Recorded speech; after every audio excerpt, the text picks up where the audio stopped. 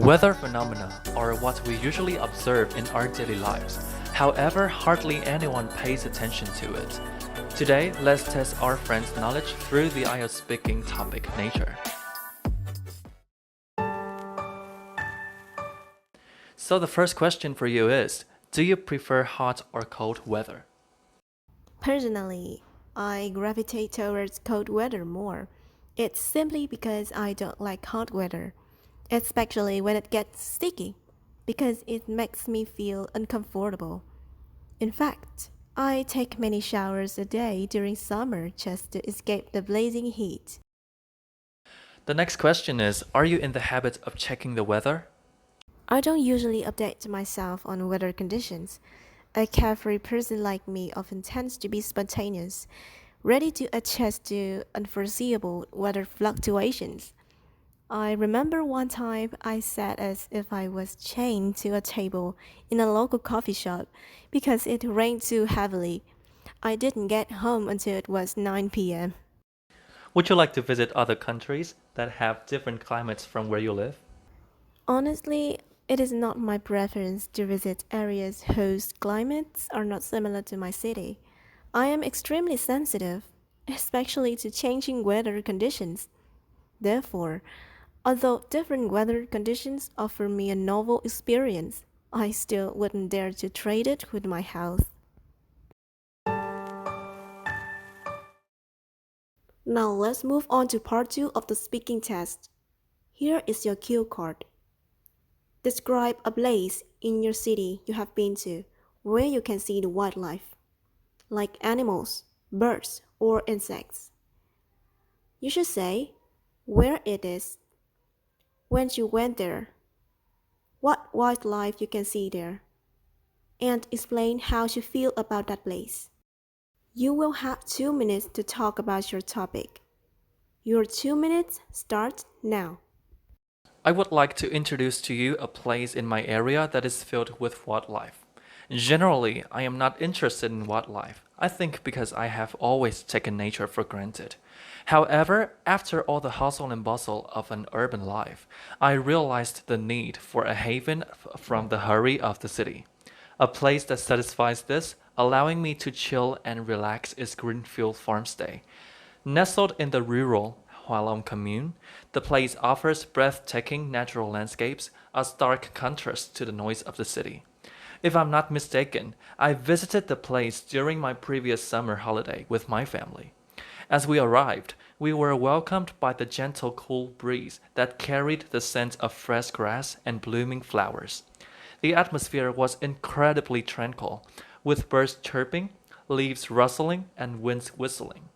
One of the things that amazed me the most was the high biodiversity of the place. I saw deer walking in group peacefully, colorful butterflies flying around, and even some squirrels jumping between the trees. For someone who never paid much attention to wildlife, this was truly an eye-opening experience for me. In the future, if I had a chance, that place will still be my top priority when it comes to entertainment. Unlike busy shopping malls or cinemas, Greenfield Farmstay is uniquely serene, ideal for a break from the city. Now let's move to part 3 of the speaking test. Here's your first question. Why are most children interested in wild animals? The main reason why wild animals interest children, in my opinion, is because of their special adaptations to nature. Specifically, their unique characteristics may satisfy the young's curiosity. For example, giraffes have incredibly long necks to help them with eating. Cheetahs have astonishing speed to make them one of the fastest predators. Alternatively, many children are drawn to animals also because most cartoons and books feature them as main characters, further encouraging their interest.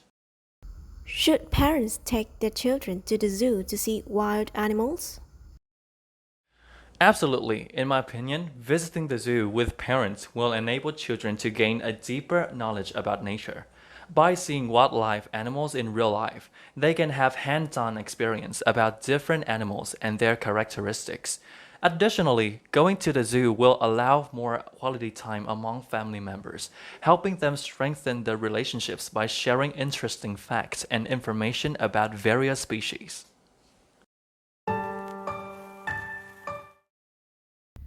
Today, in the speaking topic nature, I have some related vocabulary that could help you improve your lexical resource score.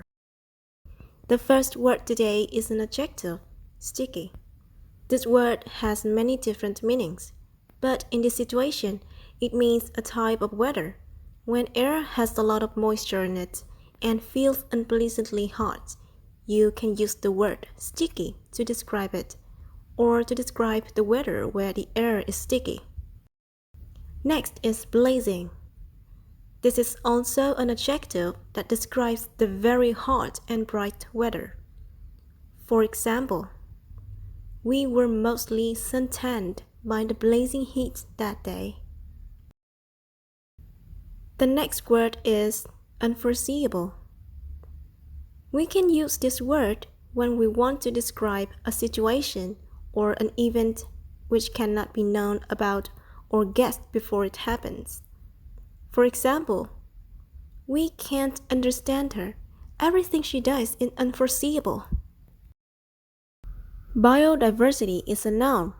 We can split it into two separate sides, bio and diversity. Bio is a prefix. It is something connected with life and living things. Diversity is many different types of things or people. So, when bio and diversity stand together, it means different types of plants or animals that live in a particular area. Let's move on with some words, phrases, and collocations that you should know by heart.